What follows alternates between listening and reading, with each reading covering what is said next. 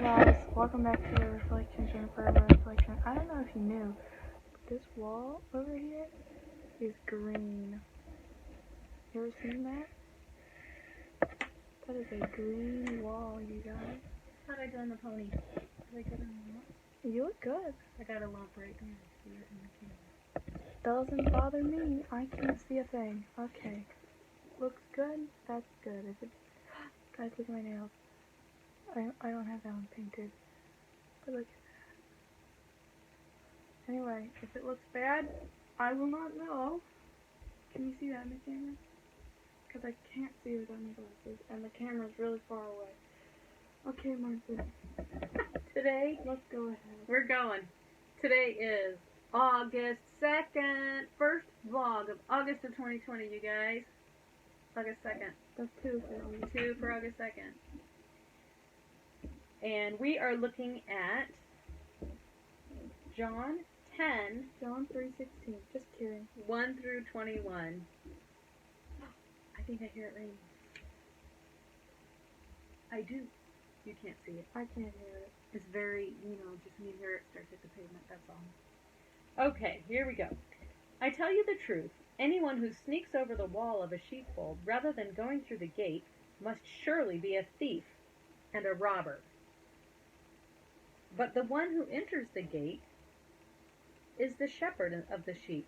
We'll just pause here to say that our NLT study Bible said that this was his most scathing indictment of the Pharisees yet. Which I don't know if I agree with. I think calling them sons of the devil Might have been a little worse. might have been worse than this. But it was basically explaining that... Am I blocking the candle?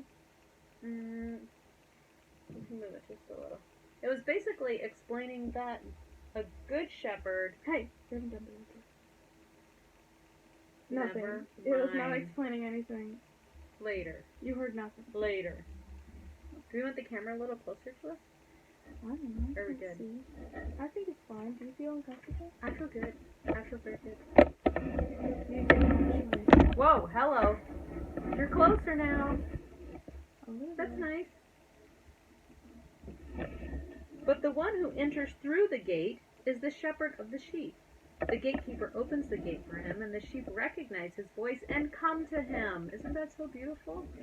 And the sheep... We already read that. He That calls... would be so cute. It would be so cute. Imagine having a sheep recommend your voice. I know. I have a cousin who's a shepherd. His name is Andy. Hi, Andy. If you ever watch this, Hi, love Andy. you. He has like these really awesome high-end sheep from New Zealand, I think. A very nice wool. Expensive. And he's a shepherd. I'll bet they know his name. I'll bet that you like this passage, Andy. The sheep go, Andy. No, he calls the sheep. Oh, he calls the sheep Fine. Andy? No, Andy calls the sheep. You said they know his name. His voice. I meant they know his voice. Do they have specific names? Do they know what their names are? I don't know if Andy names his sheep, but the commentary said that in the time that this was He just written, says, hee-haw, sheepies. they knew their sheep very well and would have had names for them. Well, that's nice, like dogs. Yeah, like dogs, maybe. And it also said that they would call them with flute tunes, Uh-huh. songs, and the sound of their voice. That's what they would do. Yep. So, let's see. I don't know where I left off, so we'll just go here. He calls his own sheep by name and leads them out. That's so beautiful. After he has gathered his own flock, he walks ahead of them, and they follow him because they know his voice. You need something? No. Okay. Attention. Well, you can have that. I love that. That's like so cool. He walks ahead of them, and they follow him because they know his voice. Look at my sweet Anna. I love her. Oh. They won't follow a stranger. They'll run from him because they don't know his voice. Those who heard Jesus use this illustration didn't understand what he meant. So he explained to them, I tell you the truth. I am the gate for the sheep. All who came before me were thieves and robbers, but the true sheep did not listen to them. So this all who came before me, the thing said that might have been the other people who claimed to be messiahs. False prophets. The false prophets, false messiahs. False messiahs. Yes, I am the gate. Those who come through I me... hear the rain. will be saved. They will come and go freely and find good pastures. The thief's purpose is to steal and kill and destroy. My purpose is to give them a rich and satisfying life. I love that part. That's the T. You know, you guys, I spent a lot of years in my early journey with Christianity In my early years. that I did not have a rich and satisfying life. Tell us in the comments if you would like a rich and satisfying life. Yeah, I think that sometimes the Christians read about the rich and satisfying life, but they don't always experience the rich and satisfying And I life. feel like preachers talk about how you have the love of Jesus and you will feel so happy, Mm-hmm. but then you don't feel so happy. So either A, you feel like the happiness you have is the happiness of Jesus and it's just not that great. Kind of lame. But without it, you wouldn't have the few happinesses you have, or you just don't think about it. Or you kind of just start to disregard the Bible promises as being as significant as they sound. And you just feel like, I don't care anymore. And you're like, yeah, whatever. Happiness. So, I haven't found it. right. So I really think that a lot of the path to finding the rich and satisfying life is in the spiritual practices where you allow Jesus to change your A rich and insides. satisfying life sounds like the name of a Jesus book. Yeah, it does. But when you let Jesus change your insides, that's when the rich and satisfying life starts. That's when the rich and satisfying part happens. Yeah. Ooh, can you guys hear the rain? We were about to go for a walk. Hark! Behold, I am the good shepherd. Oh boy, we're raining in now. Uh-oh. I don't want to close this yet. I am the good shepherd. So, okay, he is kind of changing analogies here if you're wondering. Yes, he was the gate a minute ago, and now he's the good shepherd. But Yes, that is what happened. He's Jesus. He can do whatever he wants. He has the right. And whatever he's saying, it is probably stinking brilliant. That's all I gotta If say. anyone can use two analogies, it's Jesus. Yeah. He's all over that. I am the good shepherd. The good shepherd sacrifices his life Shepherd. for the sheep. A hired hand will run when he sees Can I a wolf highlight coming. something? Uh-huh. What He can I will highlight? abandon the sheep because they don't belong to him, and he isn't their shepherd. And so the wolf attacks them and scatters the flock. The hired hand runs away because he's working for the money and doesn't really care about the sheep.